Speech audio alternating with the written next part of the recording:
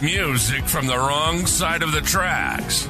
This is a show that drags you through the gritty alleys of sleaze rock, gutter glam, and all forms of dirty rock and roll.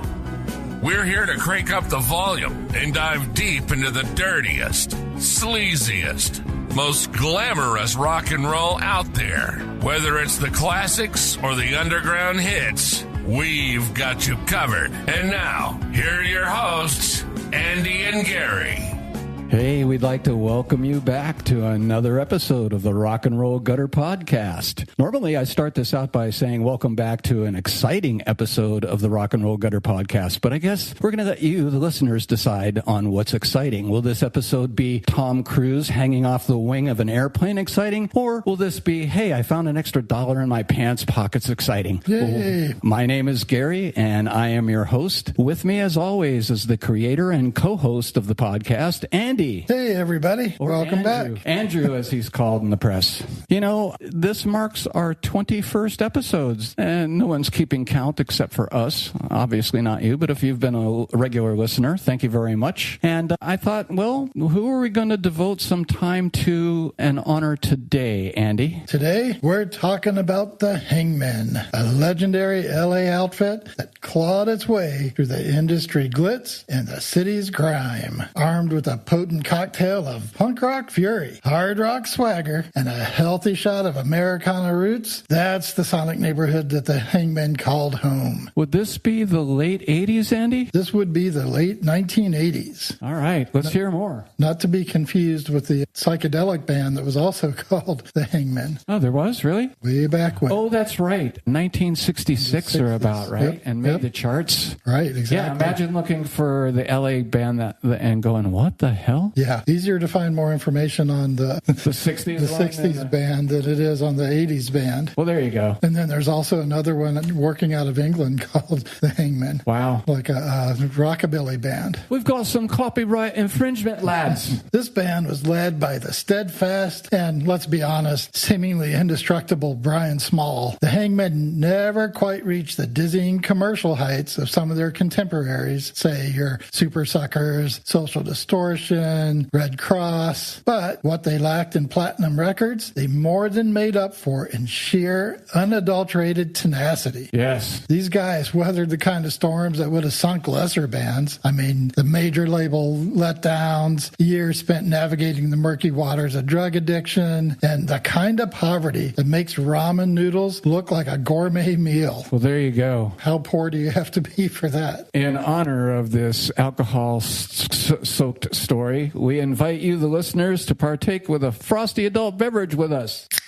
Yay! Now, picture the LA music scene, you know, in the 80s and the late 80s and the 90s. On one side, obviously, you had the hairspray-drenched Sunset Strip, you know, a peacock parade of teased bangs, power ballads, spandex, Aquanet. But alternately, lurking in the shadows in the, you know, the dingy side clubs and rehearsal spaces, there was a different breed of band that was forming, bands that were kind of on the margins. It was a bizarre existence, wasn't it? They were transient bands, always hustling for the next gig, but yet they were somehow strangely immobilized and invisible in a city obsessed with cameras and climbing the industry ladder, you know. So I guess before any bright-eyed wannabe rock star, you know, packs their guitars and heads west with visions of stadium lights dancing in their head, they should listen to the Hangmen's story, because it's your classic cautionary tale. It's a stark reminder that the palm trees and the sandy beach fantasies of making it in the city of angels, well, that often hides a much gloomier reality. And the Hangmen, well, they personified that reality, spending over a decade defining that sound of the true Southern California rock underground. Think less Baywatch and more Barfly. And if you get that reference, praise be. But imagine this with loud guitars that was raw, rebellious. I would have used the word grit right here, but Andy has forbade me from using the word grit in this episode, so I'm going to use the word ragged. So yeah, raw, rebellious, and ragged in all the right ways. Our story begins back in 1984 when Bryan Small, a refugee from Missoula, Montana, decided that Los Angeles needed his brand of rock and roll. I got something to offer. Don't we all? Inspired by the raw energy of bands like X, and then you had the primal stomp of, say, the Stooges, and the dark charisma of Gun Club, Small quickly assembles a band and starts making some serious noise on the local club scene. Their raw, proto-punk blues sound was turning some heads. Now, here's where the first bit of industry absurdity kicks in, Gary. Despite their decidedly unglamorous sound, the Hangmen find themselves caught in the late 1980s hair metal feeding frenzy. We'll sign them. We'll sign them. Just anybody. Do they look good? Yeah, they look the part. We got to get them. All right, so Capitol Records, like so many other labels that are looking for the next Guns N' Roses, somehow saw something in these gritty rockers. Oops. And in 1989... Grit, Andy. You broke your own rule, Andy. Damn it. Yeah, God. I'm going to be in grit prison now. You're embracing me, Andy.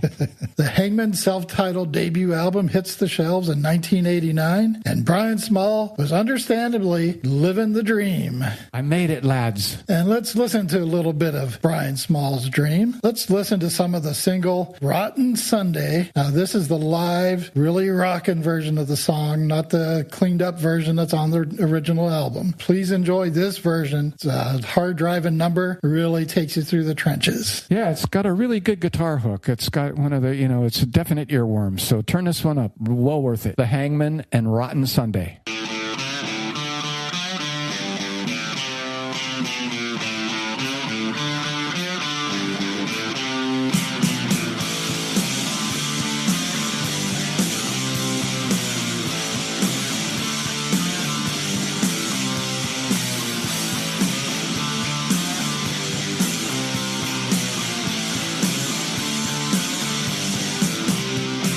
Sunday morning comes, now the beer is gone. My head is pounding last night. Oh, not your song, you lead my eyes burning through the blinds. And now I know I'm alive. With there ain't nothing on TV, but a preacher trying to save me. Well, I'll just close my eyes and make it go away. 'Cause it's a rotten Sunday.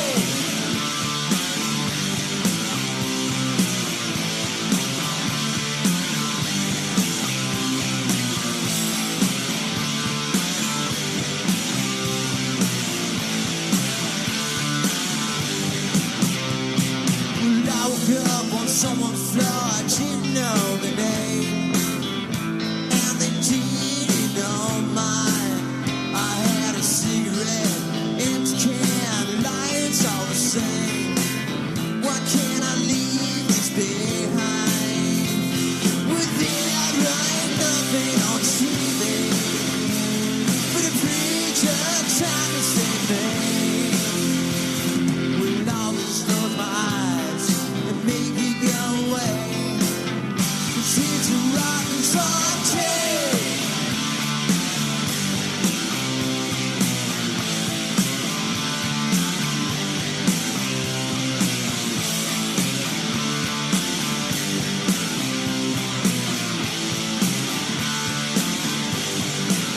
Let's go.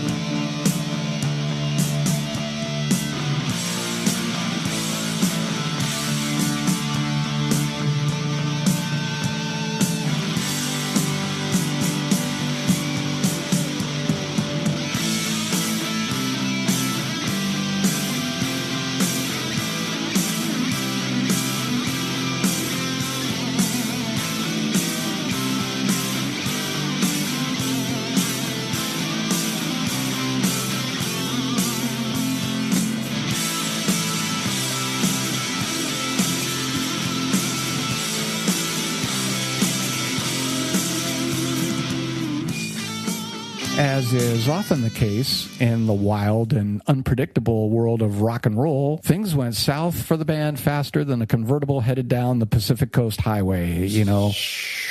The album that they released, self-titled in '89, was produced by, I guess, the legendary Vic Mal, the man behind the Who's Live at Leeds album. Who? And exactly, double and he was also behind Motorhead's Ace of Spades records, so those are two pretty heavyweights, you know.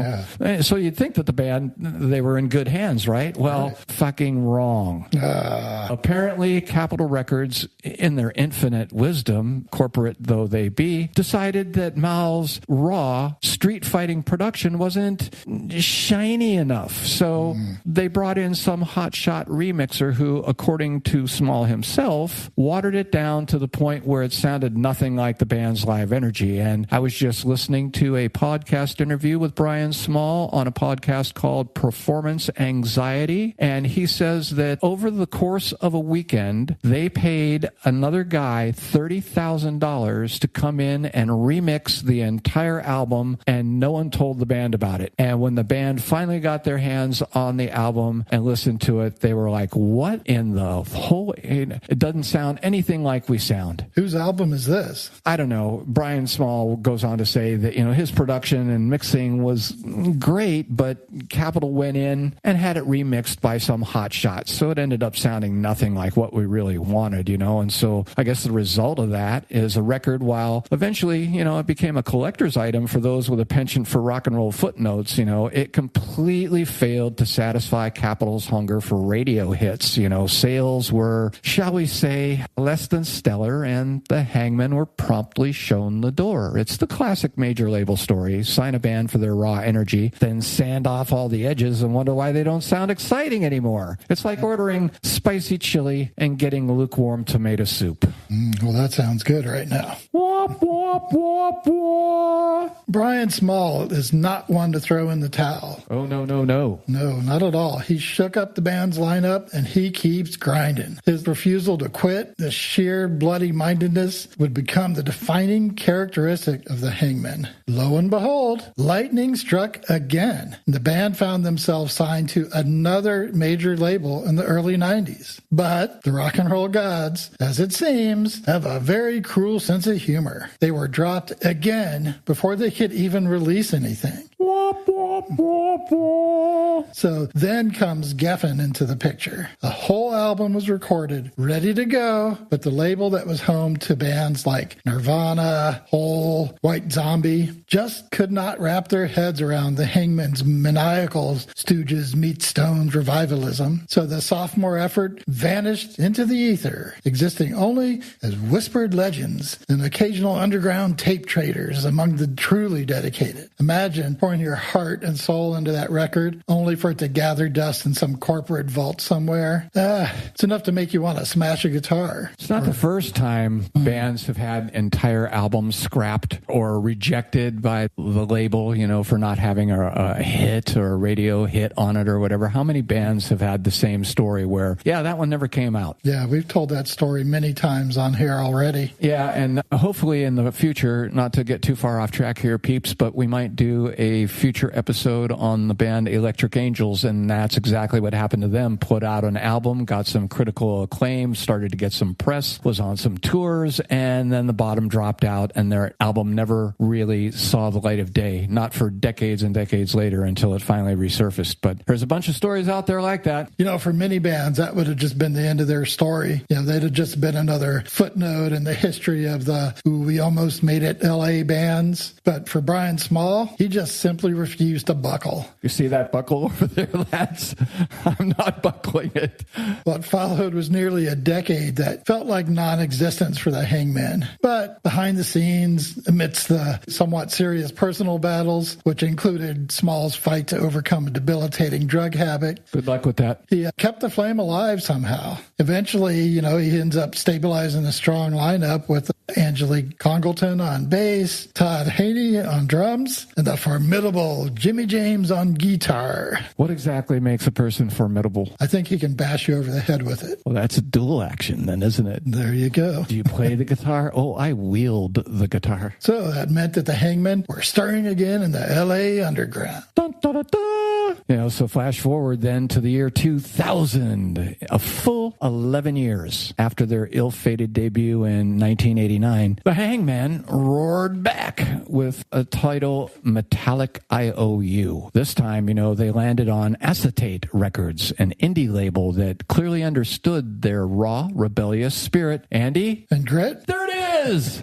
And finally, they released a record that captured the frenetic energy of their live shows. So, Metallic IOU, it was a critical triumph featuring gems from that Phantom Gefford record that never saw the light of day, the track Bliss, the track Downtown, alongside a batch of killer new tunes. The fact that this collection spanned 3 decades of songwritings speaks volumes about the timeless quality of the Hangmen's blues, heavy, rockabilly sound. So we'd like to play you that song right now. We're going to take this again from the live album, and this is a track called Downtown. And here we go. Turn it up. Turn it up.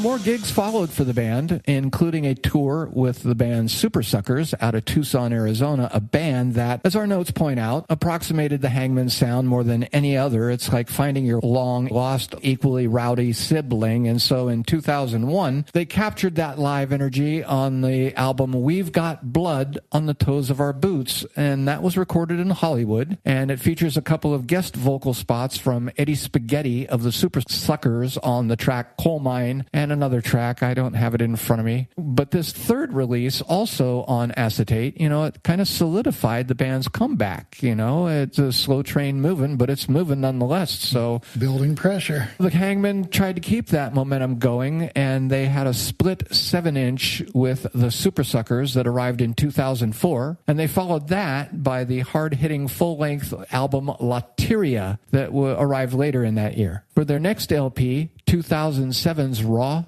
and In Your Face, titled In the City, they enlisted none other than the Social Distortion frontman Mike Ness to produce the album. Talk about what? Heavy hitter. Well, I guess. Talk about a seal of approval from a fellow survivor of the LA trenches. So we're going to take another track from that Metallic IOU record. This song is titled Bent. This is a very cool song. It's very unique. The guitar structure, not only that, but it's written in a stream of consciousness, kind of written from a junkie loser standpoint where things are sometimes bordering on the nonsensical, but it's a very interesting track. And listen to this. It's called Bent.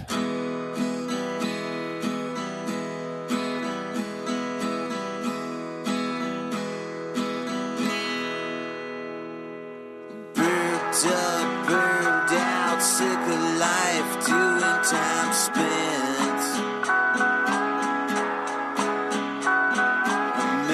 Up, thrown up, wasted time, overdue rent.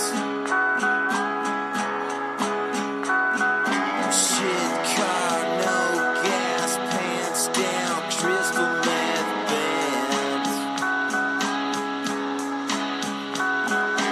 Broke down, choked up, spitball, cattle prod dent.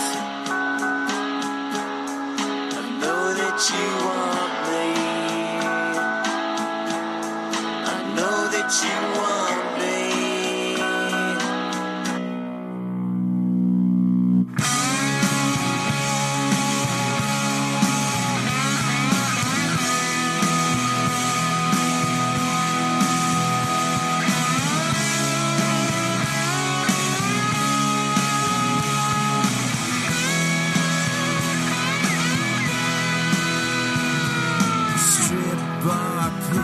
Drunk, lazy boy, trailer park trash. Sent up, locked down, drunk tank, counterfeit cash. Fall down, go broke, black cat, porno mag stash.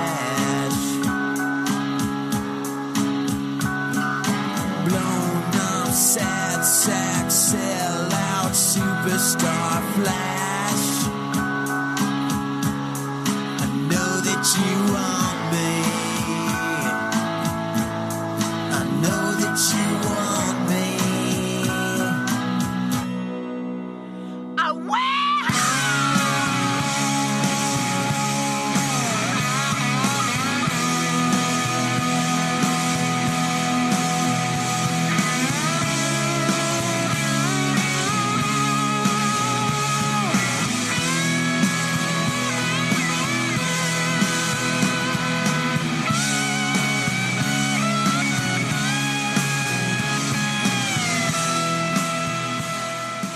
So in 2011, Acetate finally delivered the band's first ever compilation record, aptly titled Lost Rocks, the best of the Hangmen. And then in 2012, they celebrated their 25th anniversary with the album East of Western, which was a record that even featured Super Sucker guitarist Montrose Heathman. These guys clearly had a musical bromance going on. I guess. A lot of Super Suckers tied up in their history. But then in 2019, after decades of defying expectations, the Hangmen dropped their 7th full-length album, the wonderfully titled Cactusville. Once again, they're drawing inspiration from the seedier, more authentic corners of Los Angeles. Kind of like they're saying, yeah, Hollywood's got its glitz, but we're here for the grit. Damn it, Andy. There's a fine for breaking these rules multiple times, Andy. Please forgive me. You're very gritty for bringing it up. Yeah. Bryan Small's journey is a testament to the enduring power of the rock and roll spirit. I mean, he faced down major label disillusionment, fell into the black hole of addiction, and that constant struggle of keeping a band alive in a city that can chew you up pretty good and spit you out faster than you can say Sunset Strip. His sobriety, now spanning over a decade, it's a powerful reminder that, even the most rock and roll of lifestyles, there's always the possibility of redemption. Like he says at one point, My guitars were all in the pawn shop, and we had to borrow guitars to even play. I took the drug life as far as I could, and it just got boring. That's not a sentiment you hear much in rock and roll, is it? Being longtime musicians here in the city and knowing people that we know, how many people do you know and I know, Andy, that have lived that lifestyle where they pawn their beloved instrument only to get it back a month later, only to pawn it again to get a recurring cycle? I know people vicious cycle, yeah. That's too many people to mention. Yeah, goes with the territory. Imagine if you were a drummer and had to pawn, well, I'll be back. What? Wait, how much more do you have, dude? Well, this is only the hardware. I've got the shells and everything, This is a double bass Octoplus kit. How much can I get for it? $25, best I can do. Man, this is a vintage Ludwig. Don't give me that crap. Okay, $35, best I can do. So I guess the Hangmen, through all the lineup changes and the industry bullshit, they've remained Bryan Small's unwavering vision. He's just, stuck at it. And he's the constant. He's the anchor in their so-called storm-tossed ship. That's dedication, pal. And, while guitarists have come and gone, with Small humorously noting that keeping bassist Angelique Congleton for a decade felt like a major achievement in Hangmen years, their core sound, that potent blend of punk, hard rock, and Americana, that has always remained. The band seems to have solidified into what Small considers the definitive Hangmen lineup, with Small on guitar and vocals, Angelique Congleton on bass, Jimmy James on guitar, the formidable Jimmy James on guitar, and Jorge Disguster. Let me say that again. Jorge Disguster on the drums. I hope I'm doing that service. It's Jorg. I hate to say it's George Disguster on the drums. I think it's Jorge. I'm sure he'll reach out not to let me know if I've got that wrong or not. But hey, we're going to give you this song from the East of Western album right now. This is a very cool tune. This one is called Homesick Blues. So turn this one up too. Here we go. Great track. Check it out, people.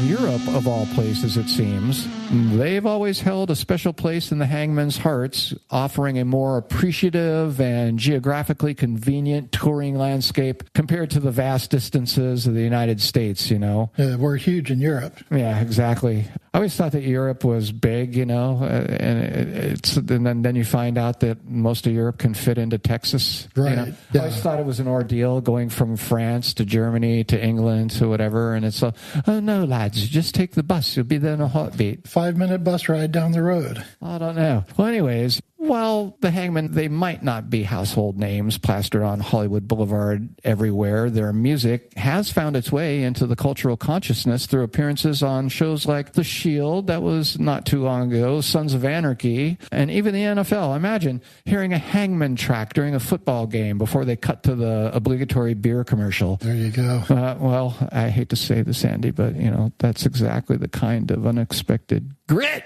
that makes this story so compelling, Andy. That's the kind of grit we want to see around here. So what goes on next?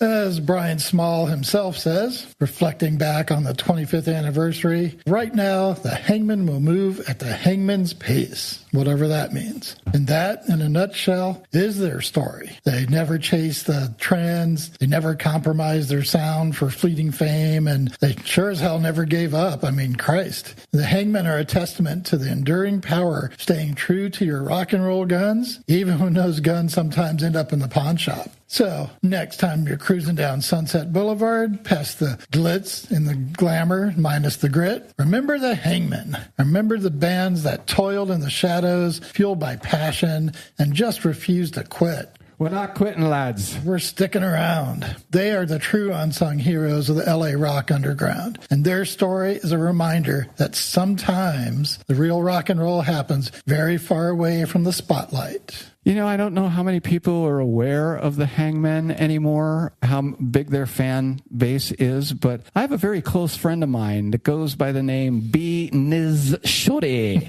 and his always fabulous wife, Lisa D. They like this band so much that they posted on Facebook a picture of their music room, and dead center in the middle of the wall, upper portion of the wall, is a signed poster from the Hangmen. So I don't know how many people, but there are some fans out there that still appreciate the music, and so did we. Yeah, they passed through here a couple times in the last few years and played out there at the Yucca Tap Room. Yeah, this poster is autographed by all 4 members of the band, too, and framed, you know, so it carries a position of prominence on the wall. So there's a fan for you. Yeah, for sure. And closing out today's episode, we're going to listen to a little bit of the song Blood Red. This song comes off that Lateria album that Gary mentioned earlier. And leading into that, we just want to say thank you for joining us again here at the Rock and Roll Gutter. Always appreciated. Gary, you have any? Well, yes, Andy. As a matter of fact, I do have some parting closing word. Carol Merrill, show them what's behind the curtain. Curtain number 1, curtain number 2, curtain number 3. No, seriously, thank you for hanging out with us. This is our 21st episode. Not saying much, but, you know, here we go. Thank you a lot for being here.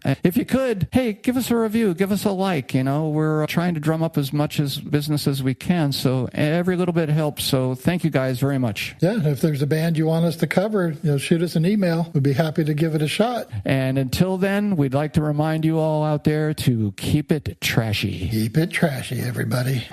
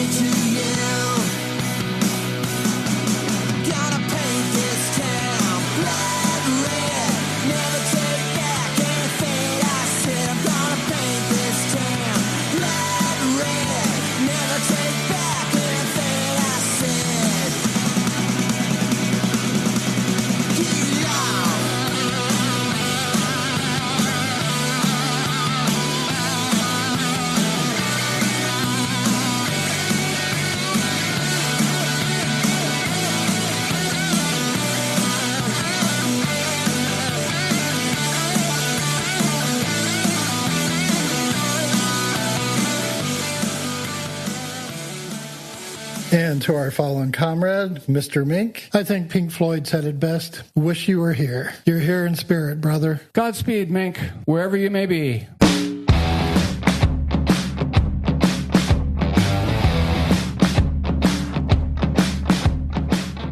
You've been listening to the Rock and Roll Gutter Podcast. We hope you enjoyed our deep dive into the dirty world of rock and roll.